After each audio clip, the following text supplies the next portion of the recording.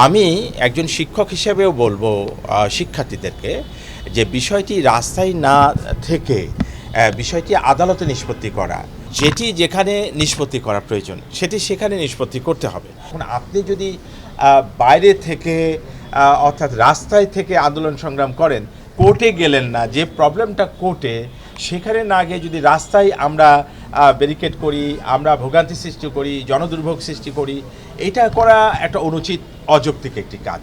আমি আমার শিক্ষার্থীদের বলবো যে তারা আদালতে যাবেন, আদালতে যাওয়ার জন্য আমাদের মহামান্য প্রধান বিচারপতি আহ্বান জানিয়েছেন। এটাই হচ্ছে যৌক্তিক জায়গা, কারণ যেখান থেকে বিষয়টি হয়েছে সেখানে যেতে হবে এবং সেখানে গিয়ে যৌক্তিকভাবে সমস্ত বিষয়গুলো তুলে ধরলে আমার মনে হয় যে সমস্যার সমাধান এটা খুব সহজে হয়ে যাবে।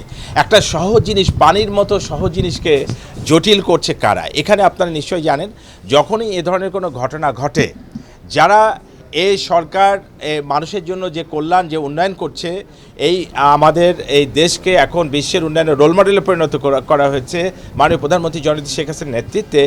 এখন আপনারা নিশ্চয়ই জানেন একটা গোষ্ঠী আছে যারা পদ্মা সেতু নিয়ে সমালোচনা করে, যারা দেশের উন্নয়ন নিয়ে সমালোচনা করে, এটা থাকবেই।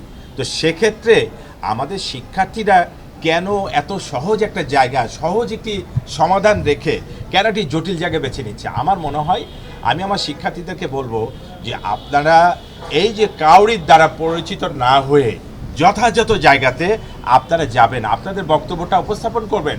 এই দুর্ভোগ যেটা তৈরি হচ্ছে, এই দুর্ভোগটা থেকে জনগণকে রক্ষা করে যদি আদালতে আসার জন্য সুযোগও করে দিয়েছেন, কারণ 4 সপ্তাহ সময় আছে, এর মধ্যে আদালতে এসে যথাযথভাবে উপস্থাপন করার মধ্য দিয়ে তাদের যুক্তিগুলো আমার মনে হয় সুন্দরভাবে সেটি সমাধান হওয়া সম্ভব।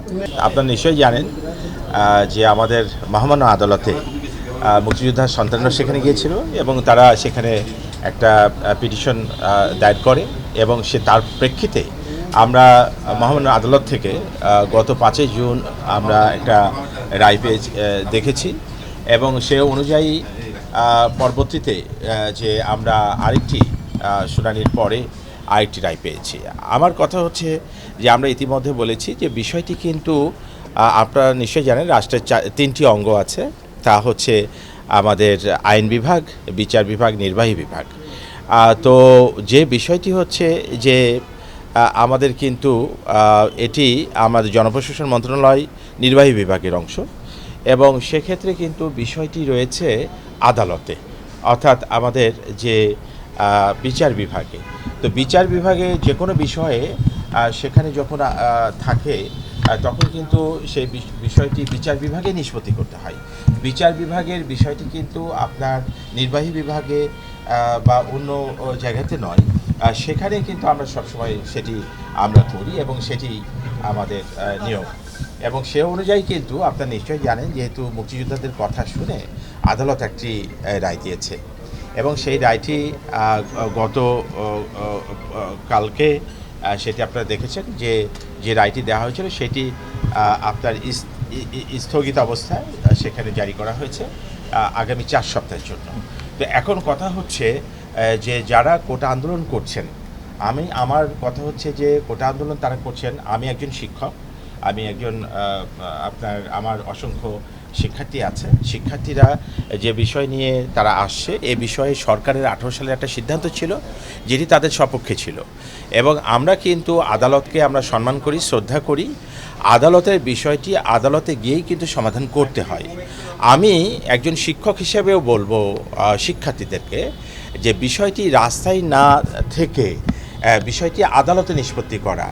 যখন সেই 2028 সালে যে প্রজ্ঞাপন জারি করা হয়েছিল, মুক্তিযোদ্ধা সন্তানরা বা অন্যরা যখন তারা নিজেরা বঞ্চিত মনে করেছে, পরবর্তীতে 21 সালে তারা কিন্তু একটা রিট করেছে এবং সেই অনুযায়ী কিন্তু সেই চলমান প্রক্রিয়ার মধ্য দিয়ে এই গত 5 জুন একটা রায় হয়েছে এবং তার প্রেক্ষিতে গতদিনও কিন্তু একটা শুনানির পরে হাইকোর্ট থেকে, উচ্চ আদালত থেকে সেটি কিন্তু আপনারা নিশ্চয়ই জানেন যে সেটা স্থগিতাবস্থা দিয়েছে। এখন বিষয়টি হচ্ছে, আমি বলতে চাই যে যেটি যেখানে নিষ্পত্তি করা প্রয়োজন সেটি সেখানে নিষ্পত্তি করতে হবে। তো আমরাও চাই যে বিষয়টি খুব সুন্দরভাবে নিষ্পত্তি হয়ে যাক, কারণ মুক্তিযোদ্ধা সন্তানদের কথা শুনে মহামান্য আদালত যে রায় দিয়েছে এখন এখানে কিন্তু সুযোগ রয়ে গেছে এবং এখনও সুযোগ রয়েছে। আপনারা নিশ্চয়ই জানেন যে মহামান্য প্রধান বিচারপতি তিনি খুব সুন্দরভাবে আহ্বান জানিয়েছেন।